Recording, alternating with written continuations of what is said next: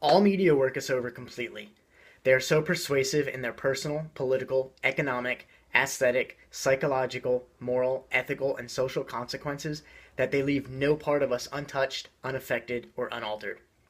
The medium is the message. Any understanding of social or cultural change is impossible without a knowledge of the way media works as environments. All media are extensions of human faculty, psychic or physical. That was an excerpt from a book written by Mr. Marshall McLuhan titled The Medium is the Message. Good morning, ladies and gentlemen. My name is Shaun Devine, and I'm here today to talk about a philosopher, professor of English, author, literacy critic, communications theorist, and one of the fathers of media studies, Mr. Herbert Marshall McLuhan. During this short period of time, I will briefly cover Mr. McLuhan's background, as well as his theories and impact on communication. Marshall McLuhan was born in Canada in 1911, which is where he graduated high school and went on to achieve a bachelor's and master's degree at the University of Manitoba.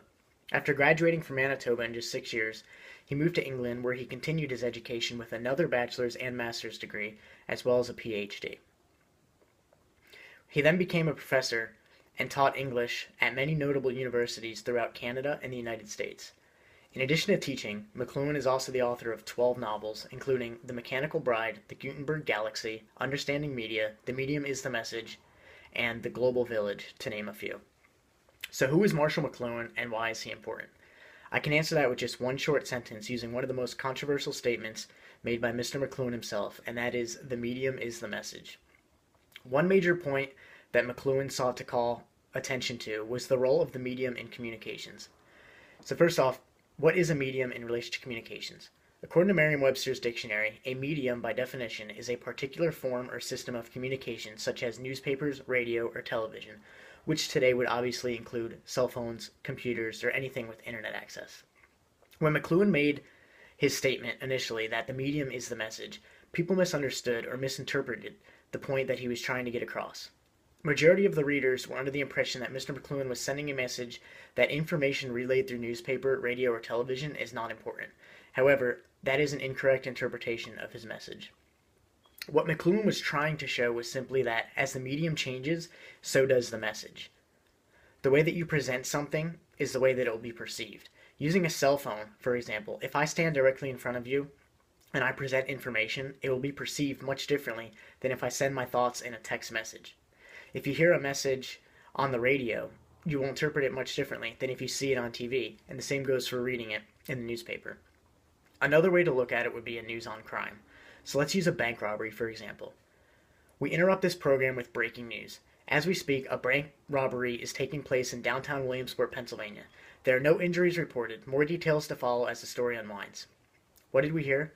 Crime and danger flood the streets of Williamsport, PA. Williamsport is no longer a safe place. Do not walk alone in Williamsport.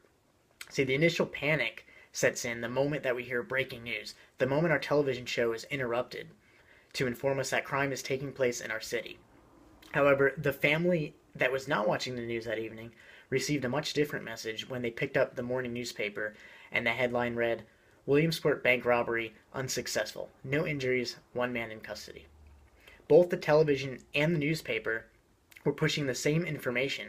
However, the medium, which, be it the television or the newspaper, changed the message.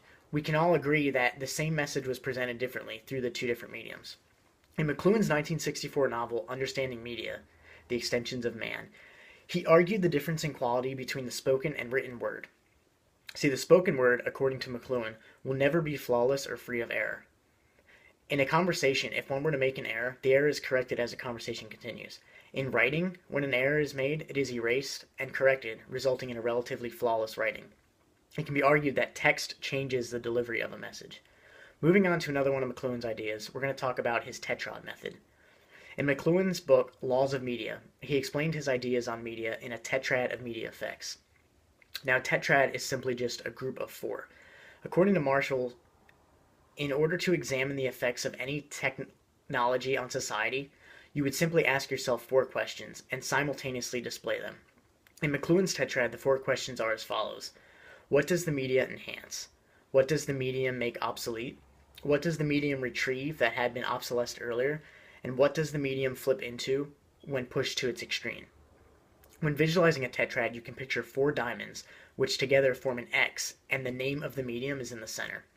In a figure-ground relationship tetrad, you have the two diamonds on your left, which are enhancement and retrieval qualities of the medium, both figure qualities. The two diamonds on the right of the tetrad are the obsolescence and reversal qualities, which are both ground qualities.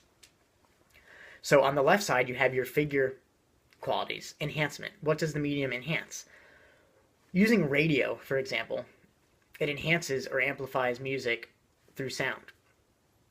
So retrieval, you want to ask, what does the medium retrieve that had been obsolesced earlier? Again, using radio, it returns simply the spoken word to it in itself. So on the right side of this tetrad, you have your ground qualities, obsolescence and reversal.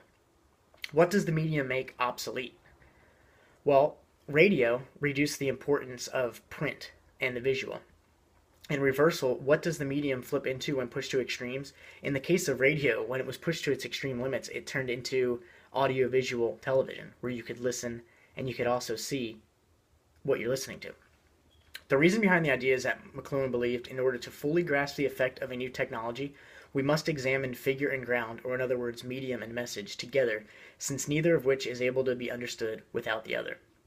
Marshall believed the examination of the figure-ground relationship can offer a critical commentary on culture and society. A McLuhan message always tells us to look beyond the obvious and seek the non-obvious changes or effects that are enabled, enhanced, accelerated, or extended by new things. In closing, we covered Mr. Marshall McLuhan's background, and we spoke of his theories and ideas, mainly involving the medium is the message. I am confident that each and every one of you have a better understanding of who Mr. McLuhan is and what he did, and I thank you for your time.